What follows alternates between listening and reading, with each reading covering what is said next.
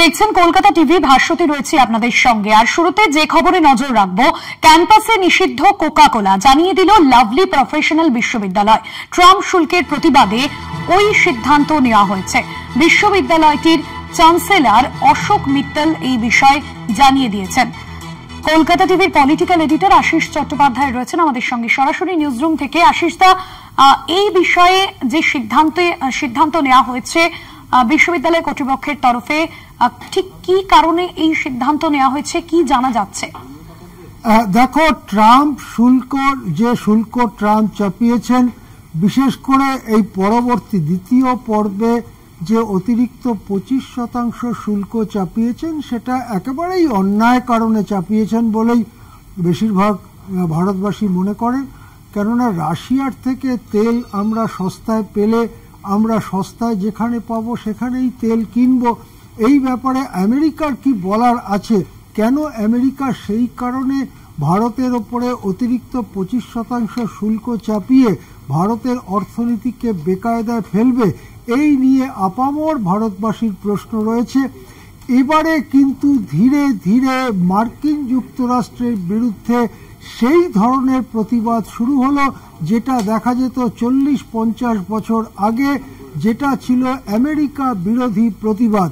একটি প্রাইভেট বিশ্ববিদ্যালয় lovely professional university, তার প্রতিষ্ঠাতা তথা চ্যান্সেলর তিনি রীতিমতো দিল্লির কনস্টিটিউশন ক্লাবে সাংবাদিক সম্মেলন করলেন এবং তিনি ঘোষণা করে দিলেন যে আমেরিকায় তৈরি যে সমস্ত সফট ড্রিঙ্কস, তিনি দুটি ব্র্যান্ডের নামও করেছেন, কোকা কোলা, ক্যাম্পা কোলা ইত্যাদি আমেরিকার উৎপাদিত সফট ড্রিঙ্কস, সেটা লাভলি প্রফেশনাল বিশ্ববিদ্যালয়ের ক্যাম্পাসে ব্যবহার করা যাবে না।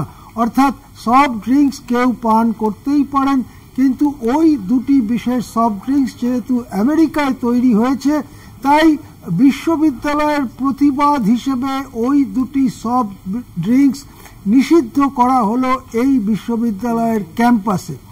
এটা একটা সঠিক রাস্তা কিনা সেটা নিয়ে নিশ্চয়ই বিচার বিবেচনা চলতে পারে। তবে এই ধরনের পদক্ষেপের পক্ষে যারা, তারা ঐতিহাসিক নজির দেখাচ্ছেন।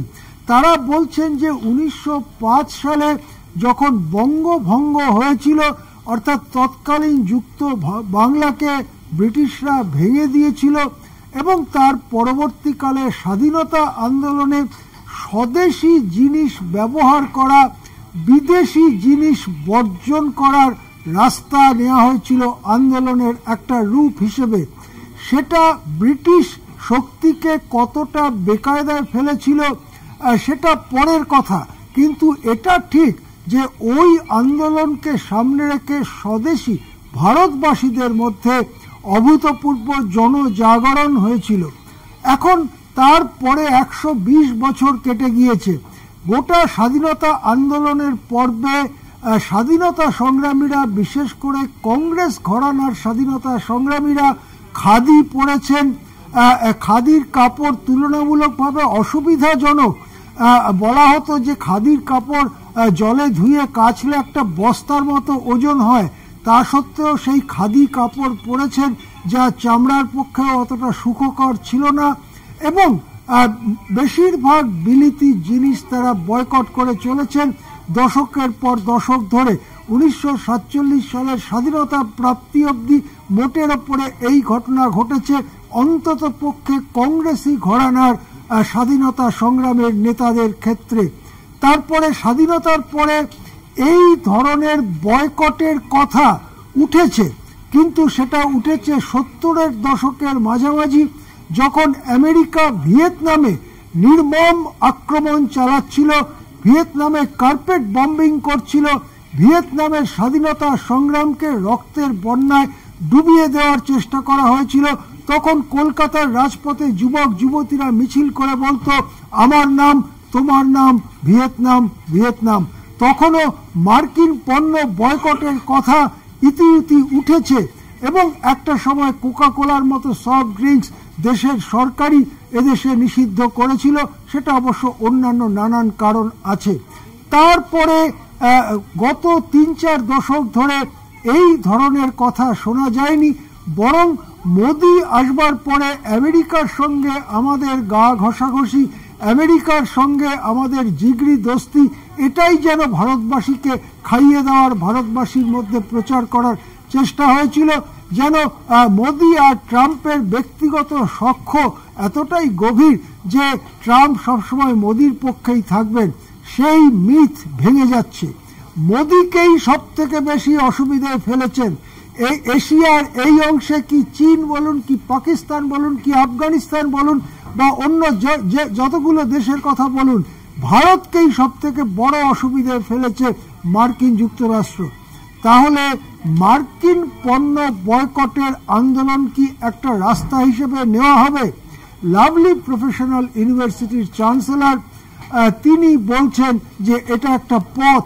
যদি মার্কিন পণ্য আমরা ব্যবহার করা বন্ধ করি, দেশে তৈরি পণ্য যদি আমরা ব্যবহার করি, তাহলে সেটাকে বলা যেতে পারে স্বদেশী আন্দোলন 2.0। ডক্টর অশোক মিত্তাল এই কথা বলেছেন, ওই ইউনিভার্সিটির চ্যান্সেলর, যে এটা স্বদেশী জাগরণ আন্দোলন 2.0। 1.0 হয়েছিল 1905 সালে, বা ওই সময়ে দশকের পর দশক ধরে। এখন দ্বিতীয় পর্যায়ে বিদেশি পণ্য, তখন ছিল ব্রিটিশ পণ্য, এখন আমেরিকান পণ্য বয়কটের ডাক। দেখা যাক এই প্রাইভেট ইউনিভার্সিটির এই চ্যান্সেলরের এই ডাকটা ধীরে ধীরে ভারতবাসীর বিস্তীর্ণ জায়গায়, বিস্তীর্ণ এলাকায় ছড়িয়ে পড়ে, নাকি এটা একটা বিচ্ছিন্ন ঘটনা হিসেবেই থেকে যায়। ধন্যবাদ জানাবো আশিস দা আপনাকে। সরাসরি ছিলেন আমার সঙ্গে কলকাতা টিভির পলিটিক্যাল এডিটর আশিস চট্টোপাধ্যায়।